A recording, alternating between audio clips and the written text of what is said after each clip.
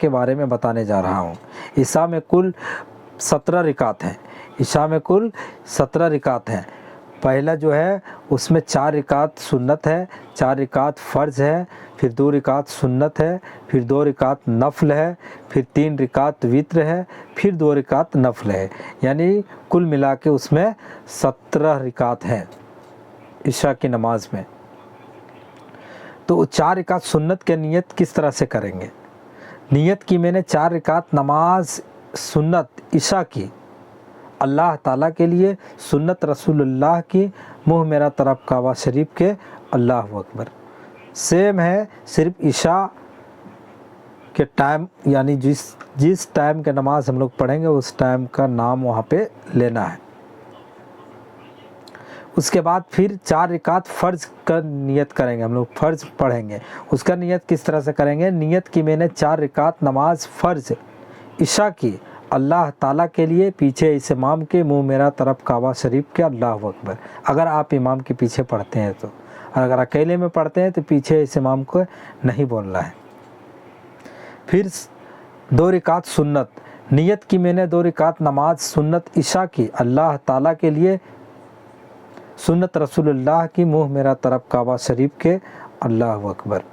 اس کے بعد آتا ہے پھر 2 رکعت نفل کی پڑھنا ہے، یعنی 2 رکعت سنت پڑھنے کے بعد 2 رکعت نفل پڑھنا ہے۔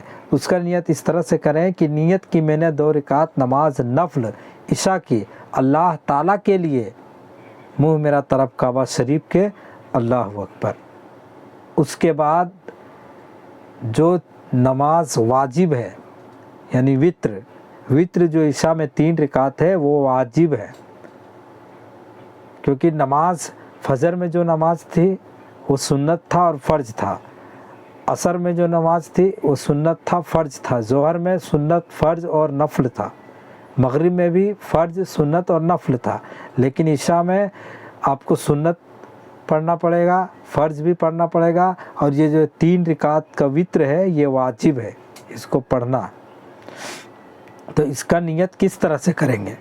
وتر جو واجب ہے 3 رکعت، اس کا نیت کس طرح سے کریں گے؟ تو اس کا جواب ہے کہ نیت کی میں نے 3 رکعت نماز وتر، نیت کی میں نے 3 رکعت نماز واجب وتر کی۔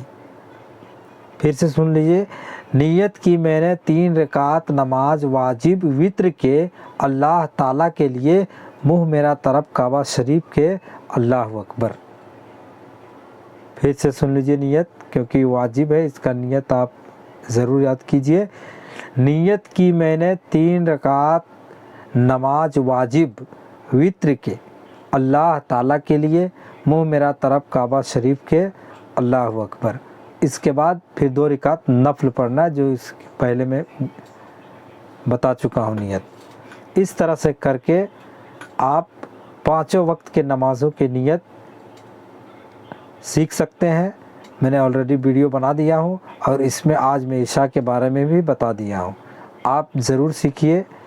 کتنا ٹائم لگے گا ویڈیو دیکھنے میں؟ آپ کو 2 منٹ، 3 منٹ، 5 منٹ، زیادہ سے زیادہ 5 منٹ، اور 5 منٹ کے اندر آپ بہت ہی پیاری باتیں سیکھ جائیے گا۔ تو اس لیے آج کے لیے بس اتنا ہی۔ آپ نماز کے مکمل طریقے کو سیکھیے میرے ویڈیو میں، میں ہر ایک چیز کا ویڈیو لاتا رہوں گا، آپ اس کے لیے فکر مند نہ ہوں۔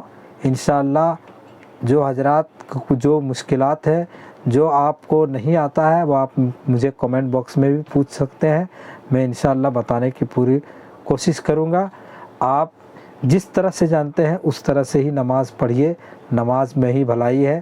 نماز چھوڑ کر دوسرے کام کو کرنا وہ سمجھیے ناکامی ہے، کیونکہ جب مقتدی جب اذان دیتا ہے تو اس میں ایک ورڈ آتا ہے، اذان جو ہے وہ عربی کا لفظ ہے۔ دراصل بات یہ ہے کہ اذان جو ہے وہ عربی کا لفظ ہے، اس میں مقتدی اللہ اکبر، اللہ اکبر، اشہد ان لا الہ الا اللہ، اشہد ان لا الہ الا اللہ، اشہد ان محمد عبدہ ورسولہ، اشہد ان محمد رسول اللہ، اس طرح سے کر کے کچھ کلمات، پھر حی علی الفلاح، حی علی الصلاح، اس طرح سے کلمات ہے اذان کے۔ جو آپ روزانہ بار بار سنتے ہیں، اس میں ہے ایک ہے حیا علی الفلاح، اس کا مطلب ہوتا ہے آؤ کامیابی کی طرف۔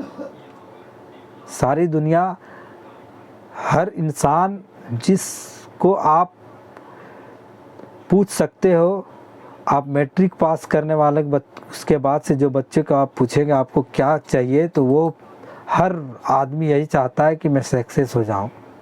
لیکن اذان پہ ہم لوگ غور نہیں کرتے ہیں، اذان ہمیں کیا کہتی ہے۔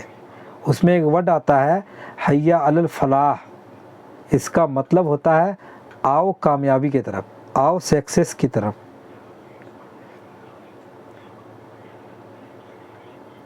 ہر آدمی یہی چاہتا ہے، سکسیس ہونا، کامیاب ہونا، یہی تو چاہتا ہے۔ جبکہ مؤذن دن بھر میں 5 مرتبہ بلاتا ہے کہ آؤ کامیابی کی طرف، آؤ کامیابی کی طرف۔ حیا علی الفلاح کا مطلب یہی ہوتا ہے۔